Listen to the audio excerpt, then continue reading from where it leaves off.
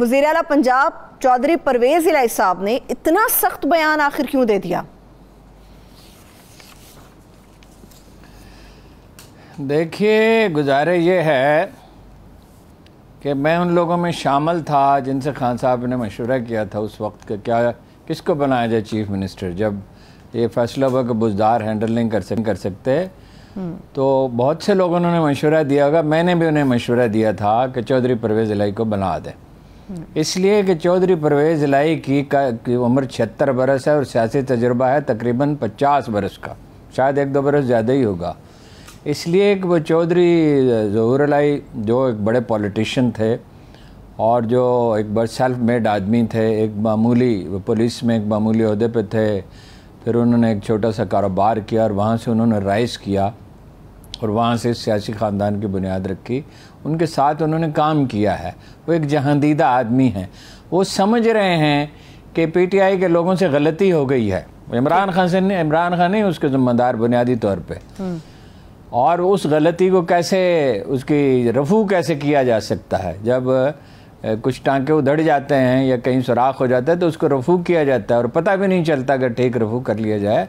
तो वो ठीक कह रहे हैं, वो गलत नहीं कह रहे। यानी वो तो ये मुकदमा बना रहे हैं, सारे मिलजुल के लंदन से हदायत आई है, उसकी तफसील भी मैं आपको बताऊंगा कि वो पहली दफ़ा नहीं कर रहे नवाज शरीफ साहब, ये उन्होंने कई दफ़ा ज़िंदगी में किया कि भाई सारा मलबा इमरान खान पे डाल दिया। जो वो कह रहे जी सदारत में उसके इजलास हुआ, उसमें फैसला हुआ, उसमें जाके अपना शहबाज गिल ने एक टीवी प्रोग्राम में जाकर अगर कोई फैसला हुआ होता तो उसके और भी मज़ाहिर होते, और इसके लिए मीटिंग करने की क्या ज़रूरत थी पार्टी की। और मीटिंग होती तो मीटिंग में कौन सी चीज़ रात रहती है। वो गलती कुछ उनके लड़कों से हुई, गैर जिम्मेदाराना बयान दिए बहुत, इसमें कोई शुबा नहीं है, लेकिन वो मीडिया सेल ने नहीं किया, वो जो उनके वर्कर हैं उन्होंने किया और बहुत ही मकाना हरकत की। इसी तरह शहबाज गिल ने जिस लहजे में बात की वो बहुत अफसोसनाक है, और उससे अब तो वो जो से पीछे हट गए हैं, और जब हट गए हैं तो बस उस मामले की संगीनी ख़त्म हो गई। एक आदमी पीछे हट जाता है तो दरअसल वो रसूलुल्लाह सल्लल्लाहु अलैहि वसल्लम ने फरमाया कि शर्मिंदगी भी एक तरह की तौबा है, तो वो तो तौबा कर ली उसने, बात ख़त्म हो गई। बात ये है कि ये एक गलती हो गई, उस मौके से उन्होंने फ़ायदा उठाया और एक पूरा बयानिया लॉन्च कर दिया। तैयारी तो पहले से कर रहे थे और उसकी वजूहात हैं। देखिए 17 जुलाई को जो वाक़या हुआ, अब ये बिल्कुल वाज़ेह है कि 4 सीटें नहीं उन्होंने जीती हैं, उन्होंने 3 बल्कि 2 सीटें जीती हैं और सारी पार्टियों ने मिलके उससे तबाही आ गई। दूसरी बात यह है, और भगदड़ मच गई उनकी सफ़ों में और वो सोचने लगे अब क्या किया जाए। शहबाज शरीफ साहब बिल्कुल नाकाम हो गए, मरीम की कैंपेन बैठ गई बिल्कुल, आखिर में तो उनके जलसों में लोग ही नहीं आ रहे थे। अब उन्होंने सोचा क्या करें, तो भाई जारहाना रवैया इख्तियार करें और किसी चीज़ का मलबा इन पर डाल दें और फौज से इनको टकरा दें। ठीक। इसके बाद इमरान खान ने एक और काम अजीब ये किया कि 9 सीटों से मैं लड़ूंगा। अब वो इलेक्शन कमीशन वाला किया, लेकिन वो तो तकरीबन बैकफायर ही कर गया, उसका तो कोई नतीजा निकला नहीं। तो अब ये मैंने आपसे पिछली दफ़ा एक बात कही थी, ये आखिरी मार्का है। नवाज शरीफ साहब अपनी ज़िंदगी की आखिरी सियासी जंग लड़ रहे हैं और वो इसमें कामयाब नहीं हो सकते। ये जो इस वक्त पैनिक की फ़िज़ा है ना, वो घबराहट और बेचैनी है, क्या होगा, कुछ भी नहीं होने वाला, कुछ भी नहीं। अगर पिछले 3 माह के वाक़यात पे आप गौर कर लें कि हर कोशिश नाकाम रही। यानी इमरान खान 9 अप्रैल को तो इतने पॉपुलर नहीं थे, 9 अप्रैल को तो उन्हें जिम्मेदार करार दिया जा रहा था, महंगाई का भी और डॉलर की कीमत बढ़ने का भी। अगरचे इतनी नहीं बढ़ी थी लेकिन कुछ ना कुछ बढ़ रही थी, और इक़्तिसादी जो है माशी मसला संगीन होता जा रहा था और ज़र मुबादला के ज़खायर सिमट रहे थे, इतने नहीं सिमटे थे जितने इनके दौर में सिमट गए, और उसकी वजूहात हैं। तो इस 3 महीने में उसने इतना गेन किया कि 20 में से 15-16 सीटें जीत ली उसने। सही।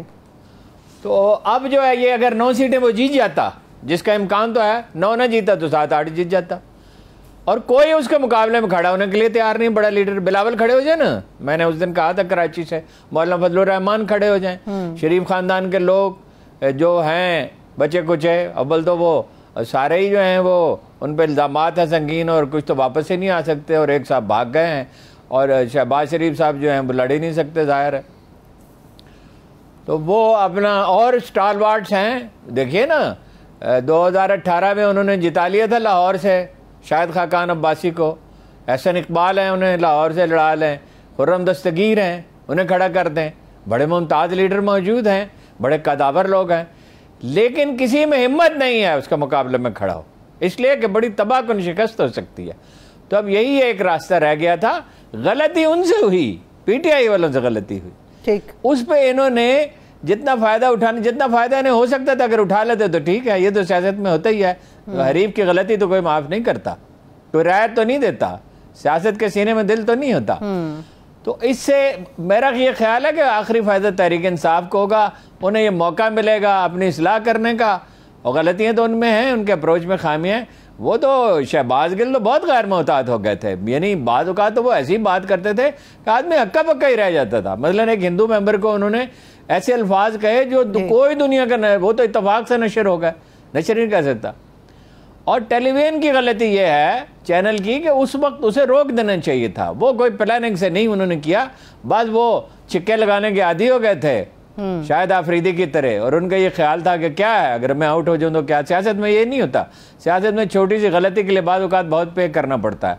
लेकिन ये जो लोग समझ रहे हैं ना कि बैन कर देंगे पार्टी और इमरान खान को गिरफ्तार कर लेंगे, इसमें आप जो भी करें वो उसके फायदे में जाएगा, इन्हें नहीं फायदा होगा। ठीक है, अभी आपने कहा कि पार्टी बैन के हवाले से आपने यार उनसे बात की, अगर बैन कर दी जाती है पार्टी तो क्या पार्टी खत्म भी कर दी जाएगी, खत्म कर देंगे इस पार्टी को?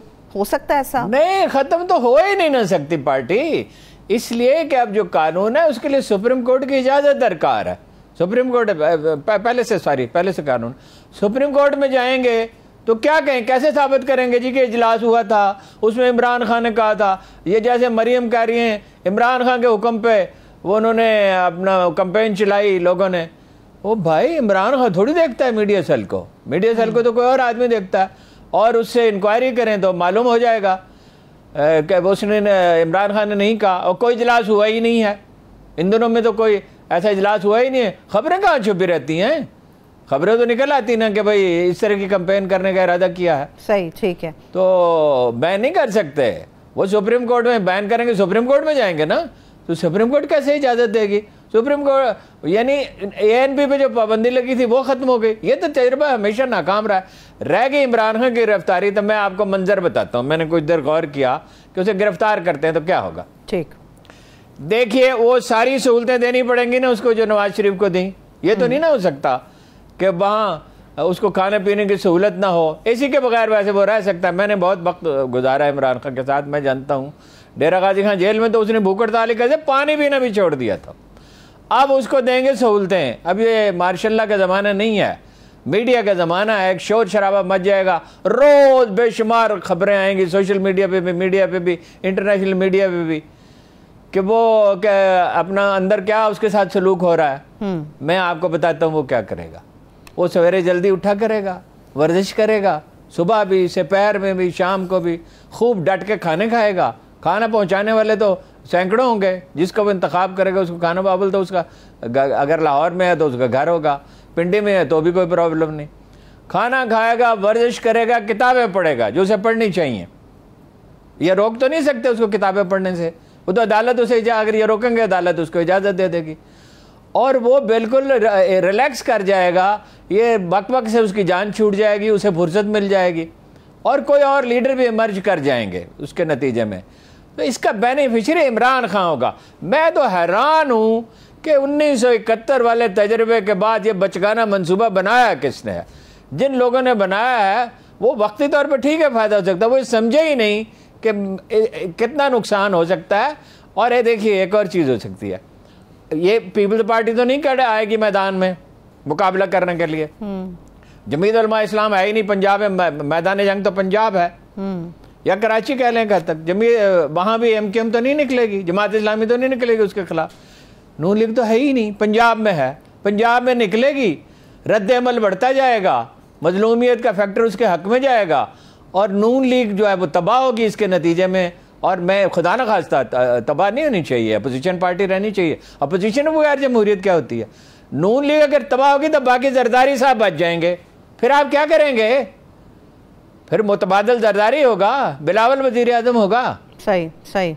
आप तसव्वुर कर सकते हैं कि वो आदमी जो अब कभी दिनों और कभी हफ्तों के लिए गायब हो जाता है और जो पाकिस्तानी अवाम से कम्युनिकेट नहीं कर सकता, और जो कहता है कांपे टांगती हैं, इस तरह की वो अजीब गरीब और भी बहुत से अजीब गरीब अल्फाज इस्तेमाल करता है, उस बेचारे जो तमव्वुल में पला है, लीडर वो होता है जो मुश्किलात से गुजरा हुआ हो, जिसने कुछ ना कुछ तकलीफ झेली हो ज़िंदगी में, आजमाइशों से दो चार रहा हो, तो वो ये करेंगे आप इस मुल्क के साथ।